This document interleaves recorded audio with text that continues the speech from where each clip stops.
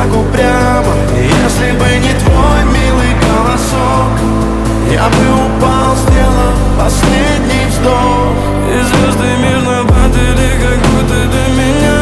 Я каждый раз загадывал тебя не потерять, но больше не могу, я просто мучаю себя. Теперь ты больше не моя.